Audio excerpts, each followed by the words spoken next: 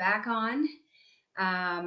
If you are just joining the group, this week I am going live every single day. I don't usually go live every day, but I'm going live every day to talk about, I've created a mini series. It is called The Dirty Truth. And I'm talking about the top 5 mistakes that women over 40 make every day when they're trying to lose weight. And we are on mistake number 4, and we are talking about stress today. So the topic is stop ignoring stress. And I cannot stress how important this topic is. Pun absolutely intended there. So honestly, stress is everywhere in our society. But I think that women in their 40s really struggle with chronic stress, and potentially definitely early 50s too, maybe slightly less once women retire. But think of what is happening in your life right now as a 40-year-old, right? It is an incredibly stressful period of our life. We still have kids in the household. Some of you, it might be teenagers, depending on when you had kids. I don't even know how you're handling teenagers. My child is 4 and she already talks back at me. So there's teenagers. You're taking care of a household, right?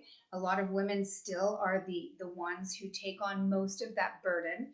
You most likely have a job, and then to top it off, because you're now sort of like further along in your career, you might be at a high point. You might have taken on more responsibility. What else is going on? You're probably, trying to eat right, trying to work out, right? You're trying to take care of yourself. You potentially have aging parents. So maybe you worry about them. Maybe they already have chronic disease. Maybe you have to assist them. What else might be going on? Perhaps you are realizing that your current relationship is not what you want to do for the rest of your life. Maybe you're going through divorce. There are so many things that are happening in a woman's life at this stage. And then to top it all off, here's the other thing that a lot of women potentially don't know is that you are more stress reactive right now. So perimenopause, right? Those years leading up to menopause, there are changes in your hormones. You know that. Most women are very, clear on the fact that estrogen levels start to decline. But there's another sex hormone called progesterone.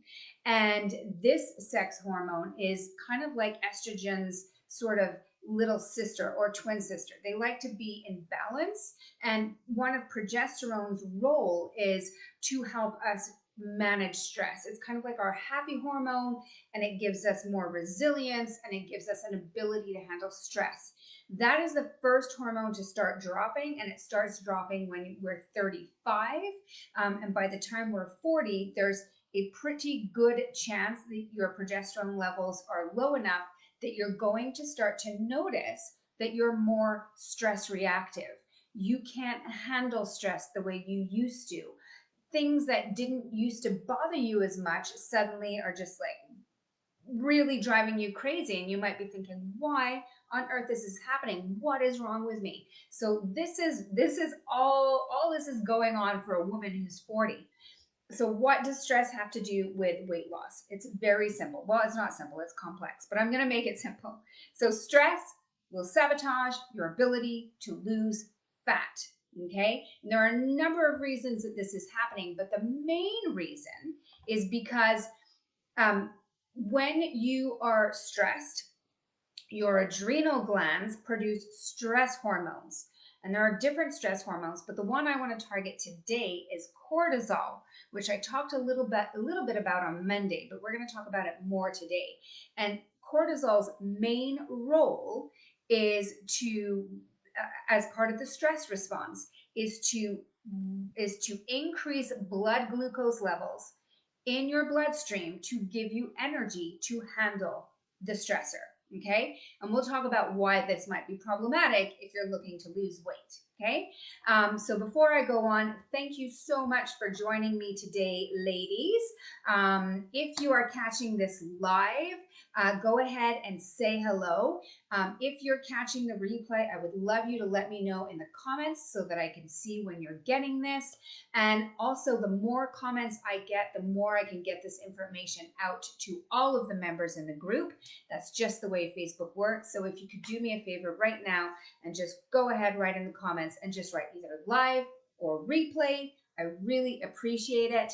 And let's keep talking about stress. If you have any questions, by the way, you can always write them. I can see the comments as you write them, so feel free to ask me any questions, okay? All right, so if you're just jumping on, we're talking about the impact of stress and why it might be the number one reason that you are not losing weight, even if you are doing everything right, okay? So, if you've been watching this series from the beginning, on Monday, I introduced this concept of the Goldilocks Principle as a way of understanding how your hormones work. So just as a quick refresher, for your body to work optimally, you need to have, all of your hormones need to be at the right levels, right? So not too much, not too little, but just right. Kind of like the porridge and Goldilocks, okay? That's the way I want you to think about your hormones. And the same is true of the hormone cortisol, right? So cortisol has a little bit of a bad reputation because I think most women know that cortisol is a fat storing hormone. And so it gets a lot of bad rep. But the truth of the matter is that we absolutely need cortisol to survive, right? We do need a certain amount. If you had no cortisol, if your levels were low, you would be tired all the time. You'd be dragging your feet. You'd have zero motivation. This is what women like who experience chronic fatigue or adrenal fatigue, been there, done that. We can talk about that another time. But if you have no cortisol, that is not a good thing. You won't want to get out of bed. We need cortisol.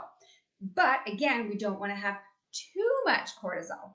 And because in our modern world, stress is chronic and stress is ongoing and stress is everywhere, women have a tendency to overproduce cortisol. So we have too much cortisol.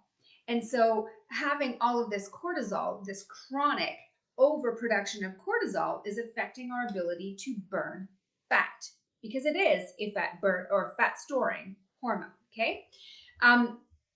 So here's what happens, right? So when your body senses stress, right, it's going to release cortisol, and cortisol is going to basically tell your body to increase the amount of blood sugar in your bloodstream.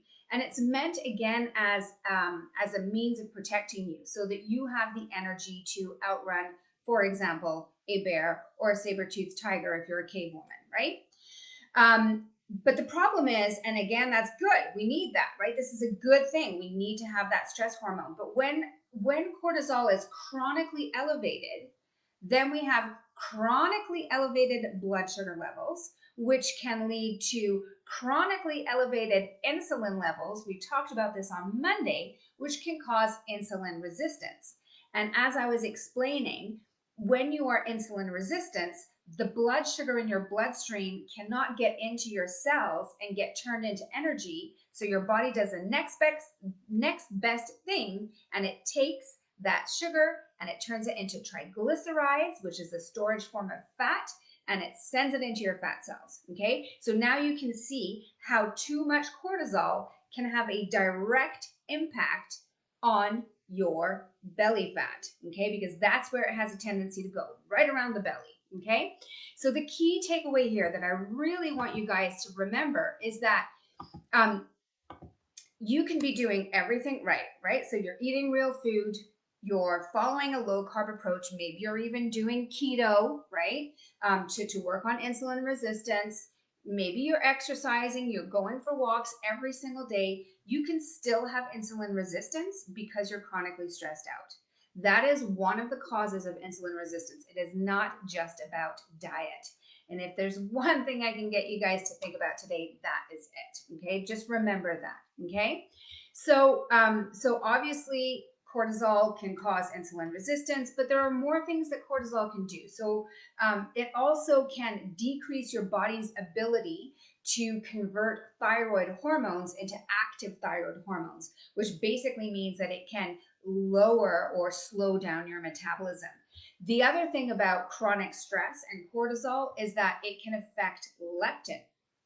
So leptin is your satiety hormone. Okay. So again, Goldilocks principle. We don't want not enough. We don't want too much. We want it just right.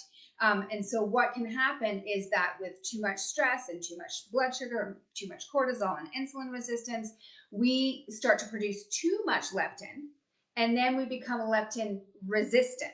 Okay. Same as insulin resistance, your body starts to ignore the signal that you are satiated, which means that you have a tendency to feel hungry all the time and you eat more than you need to. Another big impact is of stress is your sleep, right? The quality of your sleep. And this, I'm sure you know, the more you are stressed out, the poorer your sleep. But how does that affect weight loss? Well, there is a very big correlation between sleep and weight loss and fat gain, because when you have poor sleep, you are more insulin resistant. Your ghrelin, your hormone ghrelin goes up, which basically means that you're hungry all the time. You have more cravings. You have a tendency to overeat. Okay, so again, they're all interrelated here, and you can't isolate one hormone from another. It's kind of like everything's all happening at once. Okay. And so what I want to do right now is I want to quickly pause, and I don't know who's watching live, but do you think, hi Karim, do you think that you're currently stressed out? Or are you thinking, you know what, my life is pretty good. I'm not too stressed out. I'm feeling pretty good. I'm feeling pretty cruisy. Love to know in the comments if you think that you are currently chronically stressed. Maybe some of you are like, oh yeah, I'm stressed out. But I find that a lot of women underestimate how much stress they are dealing with. And so I want to take a few minutes to define stress, because when most women think about stress, they think about deadlines, paying the bills, arguments with their husband, relationships, that kind of stuff, right? But the stress is we have to have a much bigger definition of stress, because your body interprets your brain, your hypothalamus interprets stress very differently from how we define stress. Okay, so there are psychological stressors and there are physiological stressors. So psychological stressors, some of them again you probably know, so like financial stressors, like paying the bills, a lack of security, which is probably true for many of us right now, especially with all of these lockdowns that are happening again, right? And then there are emotional stressors like guilt, anger, shame, grief, right? So that is very stressful. But there are also social stressors, which we are probably all experiencing right now. So isolation, loneliness, right? Think of like everything that's happening with lockdowns right now. I can guarantee that is putting a lot of stress into your life. And of course, then there are mental stressors, some of which you probably know, like anxiety. But think of negative self-talk, perfectionism, okay? Those are two big ones that women have a tendency to not necessarily realize or think of as stressors, but they are stressors. So what I'm trying to say is that, you have to understand that your brain does not comprehend the difference between, going for a walk in the forest and coming across a bear and stepping on the scale and seeing that the weight didn't budge more and being like, Jesus, what is wrong with me? What is wrong with me? And grabbing your belly fat and thinking to yourself, I hate my body. To your brain, those are both stressors and they will both increase cortisol. Okay. Let's see if anyone has any. Definitely stress, says Barbara. Well, me too, Barbara. I think we all are. We're going to get to the solution. I promise. Okay, I just want to quickly talk about physiological stressors, because again, it's not just psychological stress, it is physical stress. And this is where I think for a lot of women, you might be like, guilty, guilty, guilty, guilty, guilty. Okay, so here you go. I'm going to give you some of them. A bad diet, right? So this could be numerous things. Um, Obviously, like the standard American diet or the standard Canadian diet, or a diet that has, that's junk food, processed food, inflammatory food. All of those will have an impact on your stress hormones. A low calorie diet for extensive periods of time, fasting too long, too often. Like one of the reasons that fasting works is because it triggers the stress hormones. We can talk about this another time. Too much exercise, not enough exercise, insomnia, night shifts, food sensitivities, right? So if you eat dairy, but your body does not like dairy or gluten or grains or whatever it may be. Environmental toxins, we talked about those on Monday, but that could be your shampoo, your laundry detergent, the hormones in your steak, right? All of these are stressors. Coffee, alcohol, the list goes on and on and on and on and on. So, hopefully, I've made a point of showing you guys that we do have a lot of stress. Most women are likely chronically stressed out. What I want you to understand also, another important thing is to understand is that when it comes to stress, it's all about your allostatic load or your stress load, right? It's kind of like the straw that breaks the camel's back. So think of like that bell curve, right? So some stress or not enough stress, bad, you'd sit on the couch all day. You've got your sweet spot, which is where you've got just enough stress to kind of keep you motivated, challenge your body, take on the day. And then too much stress is again where now it starts to become a bad thing, and it starts to affect our physiology and our hormones and our mindset and everything, right? So the solution is really to do the best that you can, because we cannot eliminate all stressors from our life. What you can do is you can do your best to avoid physiological stressors that are within your control, right? There's always like things that are in your control, things that are out of your control.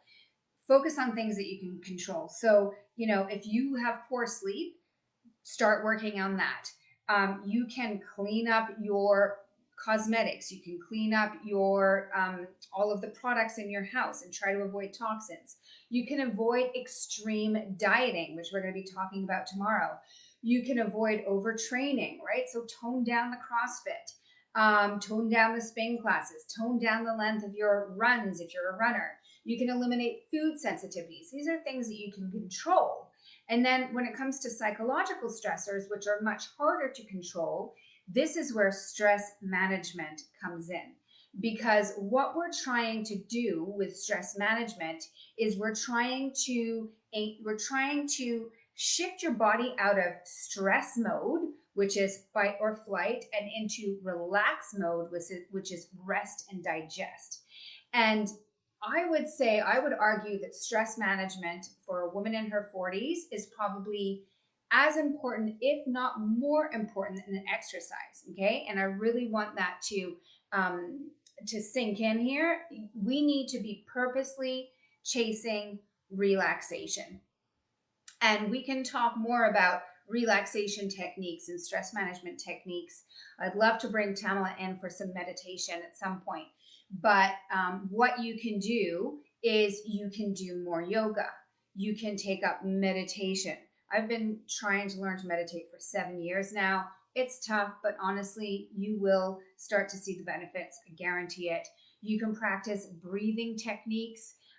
You can, again, replace some of your spin classes or your CrossFit or your interval training with Tai Chi, or like yin yoga, anything that's relaxing. You can get more massages. You can go to the spa. You can turn off your iPhone 1 hour before bed. There are a lot of things that you can do to purposely chase relaxation. And I totally know that stress management is not a very sexy topic. And I totally know that I'm asking you to really let go of some belief systems that you have when I tell you that stress management is probably more important than exercise. Um, but it can have such a huge impact. And hopefully, I'm planting a little bit of a seed right now, and helping you understand the importance of stress management. Do you ladies have any questions for me?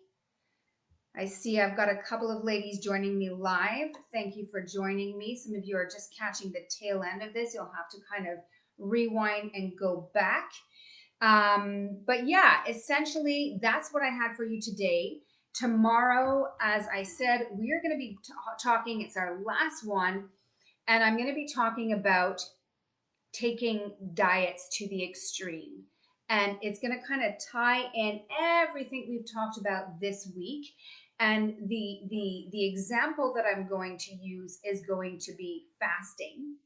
And I'm going to talk a little bit about um, sort of why certain fasting protocols may not be the best for women that have a lot of stress in their life. Okay, so kind of tying in that stress piece, and then of course providing the solution at the end of what I would recommend doing instead. If you need more support, if what you're doing is working and you've got enough information, you can go ahead and stop watching. But if you do need more support, as you know, I do have a Black Friday promo coming out. I'm going to be announcing it tomorrow. This is all about my flat belly over 40 formula. And just very quickly, I have basically designed that program with all of these hormonal issues in mind. So adrenal fatigue, hypothyroidism, estrogen dominance, insulin resistance, too much cortisol. These are all the things that I took into account when I created it. And over the next 4 days, I am offering spots within my case study for a very discounted price. And I'm going to be giving women a bonus, which is walkie-talkie access, which basically means I'm going to give you my phone number so that you have access to me and I can help you figure this out. So please make sure to stay tuned tomorrow. Come back for mistake number 5. If you cannot wait for tomorrow to get the details, you can also send me a message and just say, Haley, tell me the details about the Black Friday sales, and we'll just get the ball rolling. Thank you for watching to the very end, and I will see you tomorrow. Bye.